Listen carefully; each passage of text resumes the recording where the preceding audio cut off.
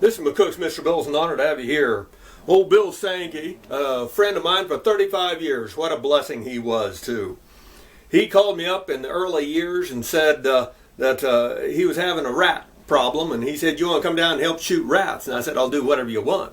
And so I grabbed my wife's rifle. I don't own a gun, but she had a 22 caliber Roland Block rifle, 22 Roland Block. This back rolls out, single shot. And so I grabbed it and a box of bird shot and went down there for the day. Well, there was a half a dozen of us down there. And so I didn't think you'd get maybe a dozen rats for the whole day. But what I hadn't realized is he had taken the day before and he had flooded that area with an irrigation motor, put that much water out there and filled a lot of holes. So the rats had to come to the top, the surface, and they was hiding under all the feed bunks. Feed bunks were about 10 foot long. And so two men on each side would flip it to the side and rats would run everywhere. Now I said everywhere. And we had started shooting. I couldn't shoot very many with a single shot, but most of the guys had a 22 caliber pump with bird shot. 9 shots before they had to reload. And a half a dozen of them blazing away, I'm here to tell you. So a lot of rats were getting killed. And then we had our gloves. We'd grab them, throw them in the bucket. And then from the bucket we get filled, we'd go over and throw them in the back of a pickup. Half-ton pickup. Probably a 6-foot bed on it.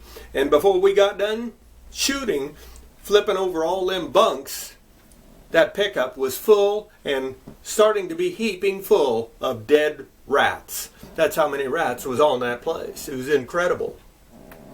Part of the problem of the rats, though, is Bill Sankey had a blind spot. Smart as he was, tremendous wisdom, but he had a blind spot. And the blind spot was cats. He just didn't like them, number one. Number two, he said his dogs would either kill the cats, or if they survived, they wouldn't be big enough to kill a rat.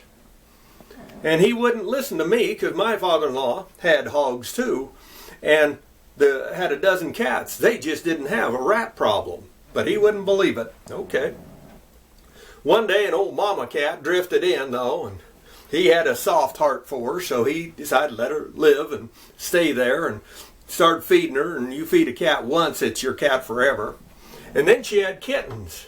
The next thing you know, though, he said, I saw one of the kittens, when it got good size, he said, I saw it carrying in a rat. And he was shocked, because the rat was about as big as the kitten was anything but full grown yet. Yet he had killed a rat. And they started killing rats. And then those kittens had cats. And the next thing you know, he's got most of a dozen cats there at the house. But guess what he doesn't have anymore? All around that hog pen, there weren't any rats. He said, oh, you might see one once in a blue moon. But he said, in time, there just wasn't any rats. He said those that survived realized it was just too dangerous to be there, and they left. They left or got eat. And so old Bill Sankey learned a good lesson.